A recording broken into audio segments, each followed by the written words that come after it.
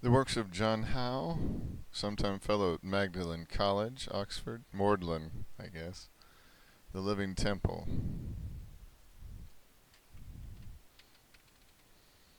Or the notion improves that a good man is the temple of God. Part 1, Chapter 1. It is so well known that this notion hath long obtained in the world, that we need not quote saints to avouch it, wherewith not the sacred writings only, but others, even of pagans themselves, would plentifully furnish us. But as authorities are, in a plain case, needless to unprejudiced minds, so will they be useless to the prejudiced, be the case never so plain. Nor is any prejudice deeper or less vincible than that of profane minds against religion. With such it would in the present argument signify little to tell them what hath been said or thought before by any others, not because it is their general course to be so very circumspect and wary as never to approve or assent to anything, unless upon the clearest and most convincing demonstration, but from their particular or peculiar dislike of those things only that are of this special import and tendency. Discourse to them what you will of a temple, and it will be nauseous and unsavory, not as being cross to their reason, which they are as little curious to gratify as any other sort of men, but to their ill humour and the disaffected temper of their mind. Whence also, though they cannot soon or easily get that mastery over their understandings herein, yet because they would fain have it so, they do what they can to believe religion nothing else but the effect of timorous fancy, and a temple, consequently, one of the most idle impertinences in the world. To these, the discussion of the notion we have proposed to consider will be thought a beating the air, an endeavour to give consistency to a shadow, and if their reason and power could as well serve their purpose as their anger and scorn, they would soon tear up the holy ground on which a temple is set, and wholly subvert the sacred frame. I speak of such as deny the existence of the ever-blessed deity, or if they are not arrived to that express and formed misbelief, whose hearts are inclined and ready to determine, even against their misgiving and more suspicious minds, there is no God, who, if they cannot as yet believe, do wish there were none, and so strongly as in a great degree to prepare them for that belief, that would fain banish him, not only out of all their thoughts, but the world too, and to whom it is so far from being a grateful sound that the tabernacle of God is with men on earth, that they grudge to allow him a place in heaven. At least, if they are willing to admit the existence of any God at all, do say to him, "Depart from us,"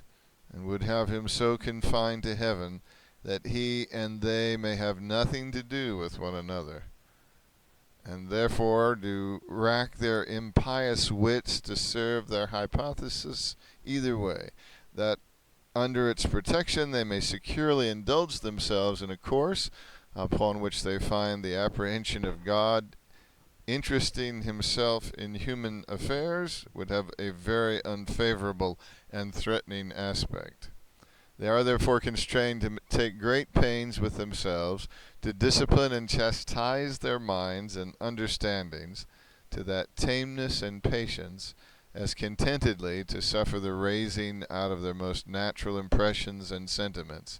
And they reckon they have arrived to a very heroical perfection when they can pass a scoff upon anything that carries the least signification with it of the fear of God,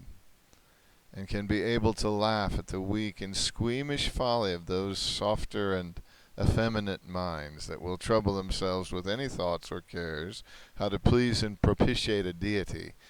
and doubt not but they have made all safe and effectually done their business,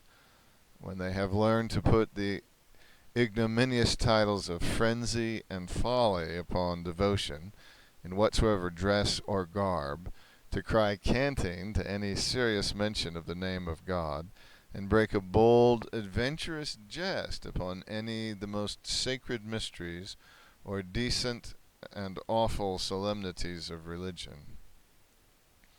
These content not themselves to encounter this or that sect, but mankind, and reckon it too mean and inglorious an achievement to overturn one sort of temple or another, but would down with them all even to the ground. And they are in reason and justice to pardon the emulation which they provoke, of viewing with them as to the universality of their design, and not regret it if they find there be any that think it their duty to waive a while, serving the temple of this or that party as less considerable, to defend that one wherein all men have a common interest and concernment, since matters are brought to that exigency and hazard, that it seems less necessary to contend about this or that mode of religion, as whether there ought to be any at all. What was said of a former age could never better agree to any than our own, that none was ever more fruitful of religions and barren of religion or true piety. It concerns us to consider whether the fertility of these many doth not as well cause as accompany a barrenness in this one. And since the iniquity of the world hath made that too suitable, which were otherwise unseemly in itself, to speak of a temple as a fortified place, whose own sacredness ought ever to have been its sufficient fortification, it is time to be aware lest our forgetful heart and zeal in the defense of this or that outwork do expose, not to say betray, the main fortress to assault and danger, whilst it hath long been by this means a neglected, forsaken thing, and is more decayed by vacancy and disuse than it could ever have been by the most forcible battery, or as even to promise the rude assailant an easy victory. Who fears to insult over an empty, dispirited, dead religion, which alive and shining in its native glory, as that temple doth, which is compacted of lively stones, united to the living cornerstone, bears with it a magnificence and state that would check a profane look, and dazzle the presumptuous eye that durst venture to glance at it obliquely or with disrespect. The temple of the living God, manifestly animated by his vital presence, would not only dismay opposition, but command veneration also, and be its own both ornament and defense. Nor can it be destitute of that presence if we ourselves render it not inhospitable, and make not its proper inhabitant become a stranger at home. If we preserve in ourselves a capacity of the divine presence, and keep the temple of God in a posture fit to receive him, he would then no more forsake it than the soul, a sound and healthy body, not violated in any vital part. But if he forsake it once, it then becomes an exposed and despised thing, and at the most impotent, inconsiderable enemy,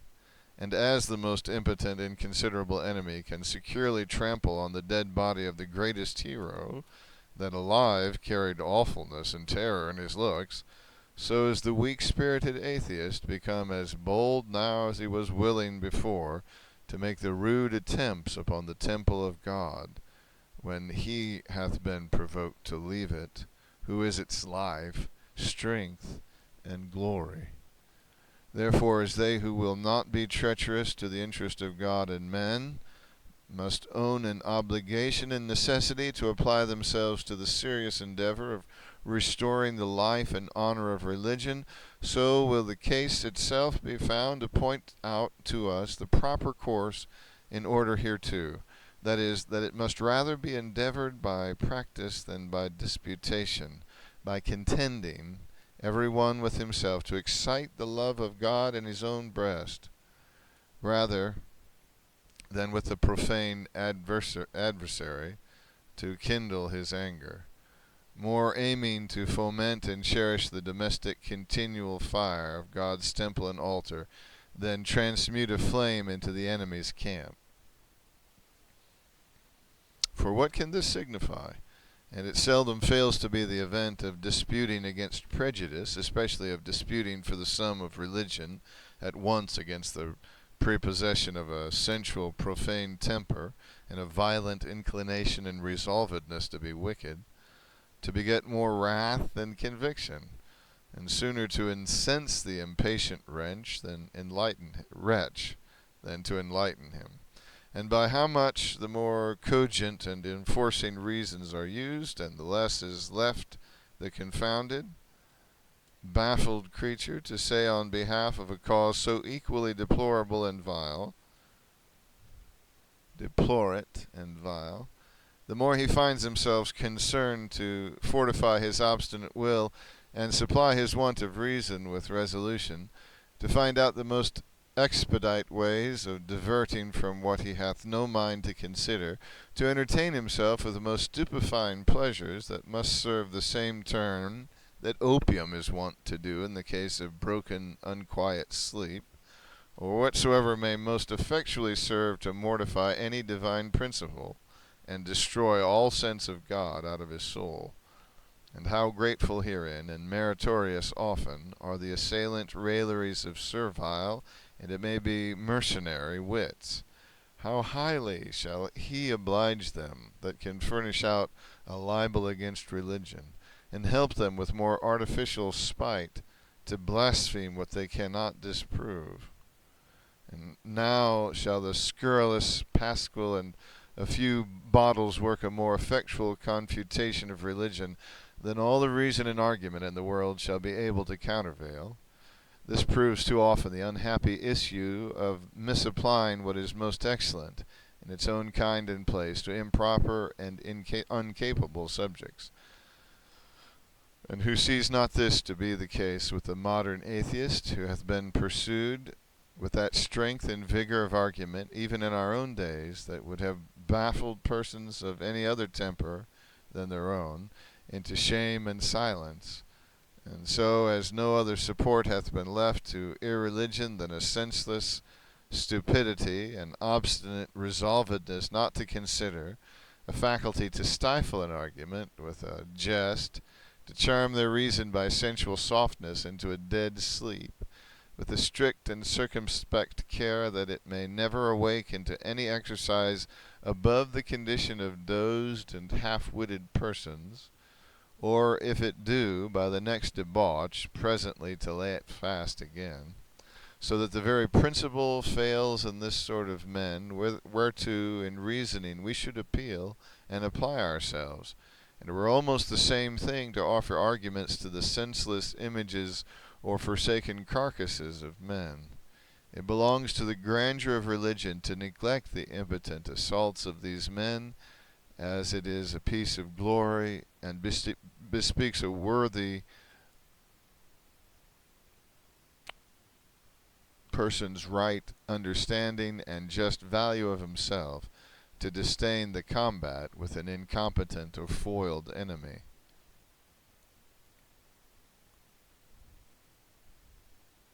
It is becoming and seemly that the grand, ancient, and received truth, which tends to and is the reason of the godly life, do sometimes keep state,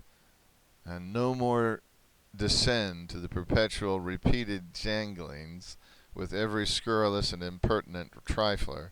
than a great and redoubted prince would think it fit to dispute the rights of his crown with a drunken, distracted fool or a madman. Men of atheistical persuasions, having abandoned their reason, need what will more powerfully strike their sense: storms and whirlwinds, flames and thunderbolts, things not so apt immediately to work upon their understanding as their fear, and that will astonish that they may convince, that the great God make himself known by the judgments which he executes. Stripes are for the back of fools, and they are justly styled that say in their hearts there is no God. But if it may be hoped any gentler method may prove effectual with any of them, we are rather to expect the good effect from the steady, uniform course of their actions and conversation, who profess reverence and devotedness to an eternal being, and the correspondence of their way to their avowed principle, that acts them on agreeably to itself, and may also incur the sense of the beholder, and gradually invite and draw his observation, than from the most severe and necessitating argumentation that exacts a sudden assent. least in a matter of so clear and commanding evidence, reasoning may times look like trifling, many times may look like trifling. And out of a hearty concernedness and jealousy for the honor of religion, one would rather it should march on with an heroical neglect of bold and malapert cavaliers, and only demonstrate and recommend itself by its own vigorous, comely, coherent course, than make itself cheap by discussing at every turn its principles, as that philosopher who thought it the fittest way to confute the sophisms against motion only by walking. But we have nothing so considerably objected against practical religion as well to deserve the name of a sophism, at least no sophism so perplexing in the case of religious as of natural motion. Jeers and sarcasms are the most weighty, convincing arguments, and let the deplorate crew mock on. There are those in the world that will think they have won,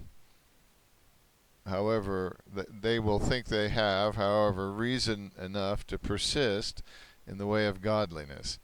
and that have already laid the foundation of that reverence which they bear to a deity more strongly than to be shaken and beaten off from it by a jest,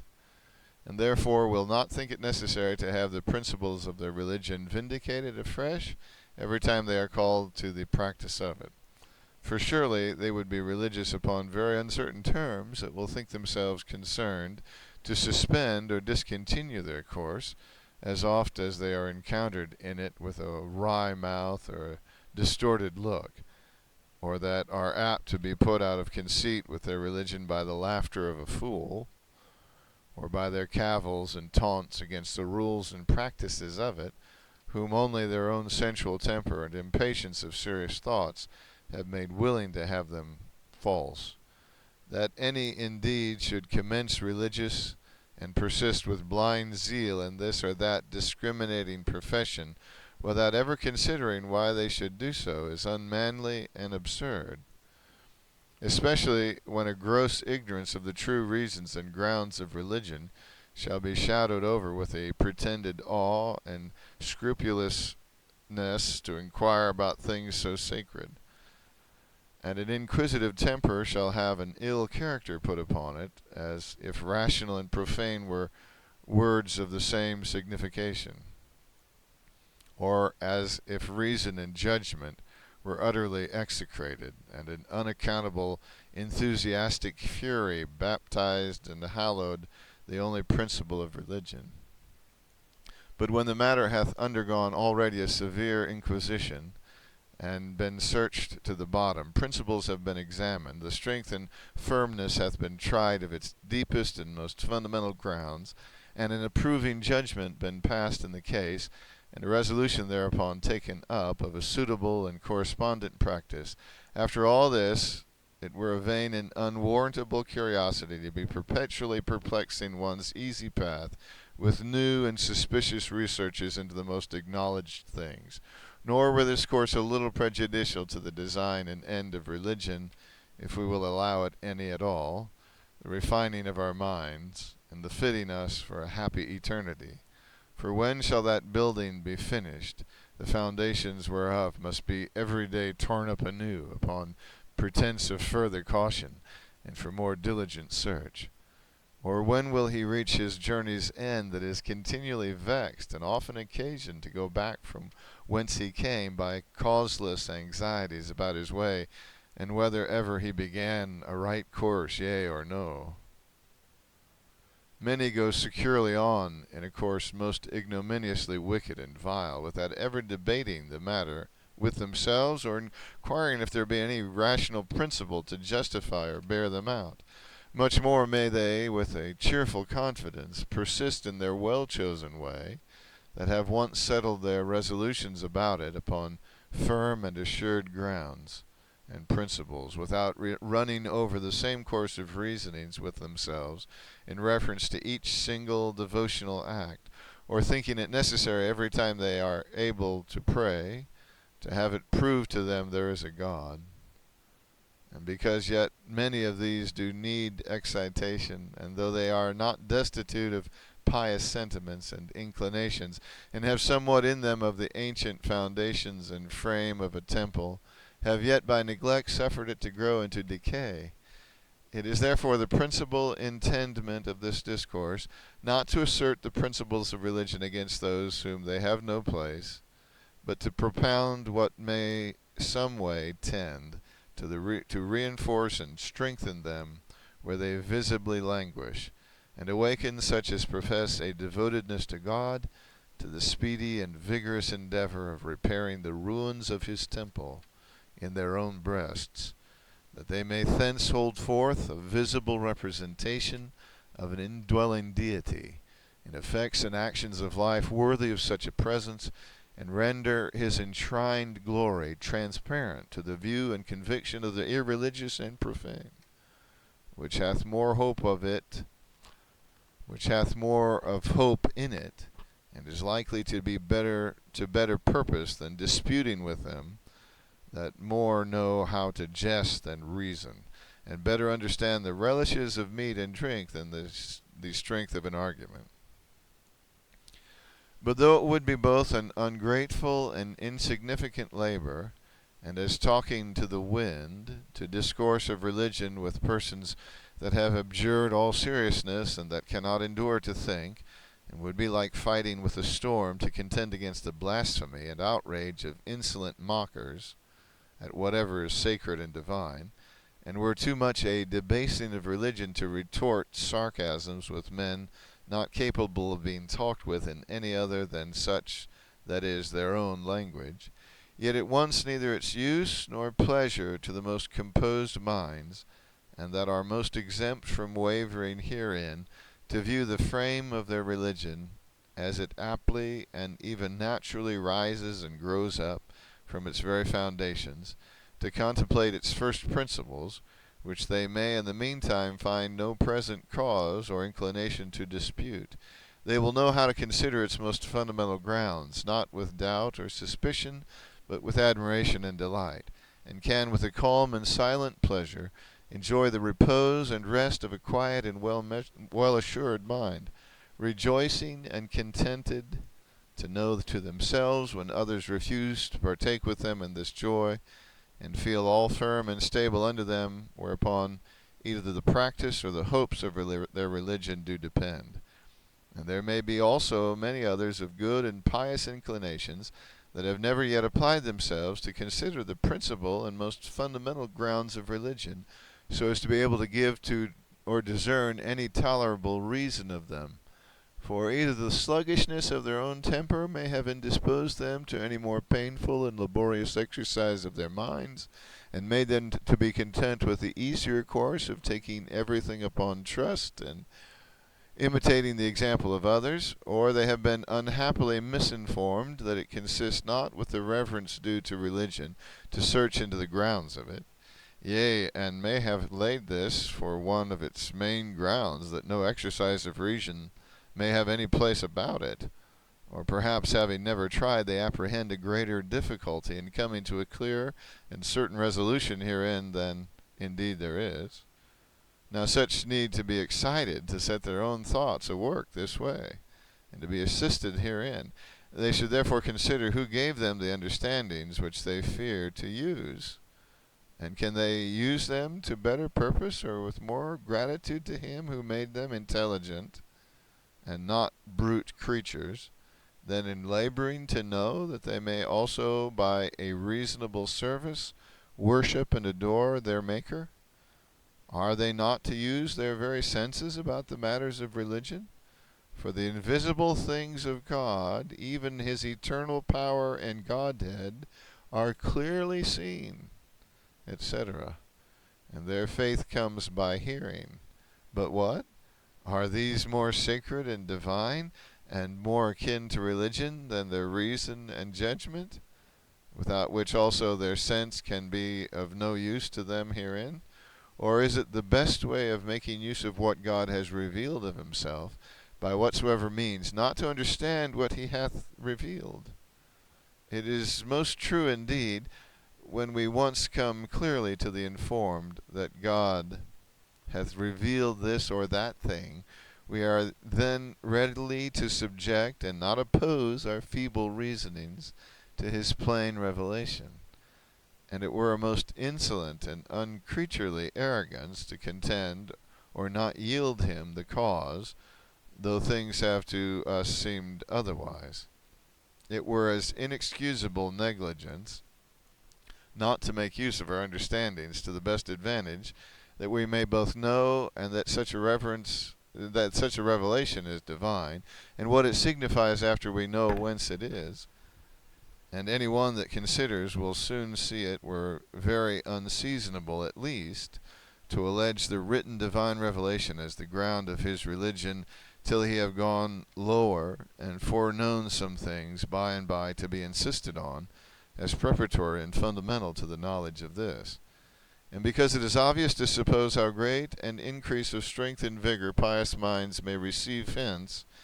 how much it may animate them to the service of the temple and contribute to their more cheerful progress in a religious course,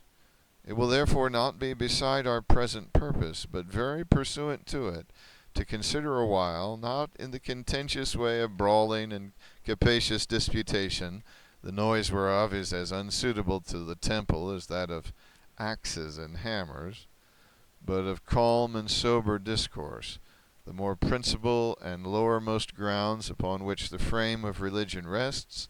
and to the supposal whereof the notion and use of any such thing as a temple in the world do owe themselves.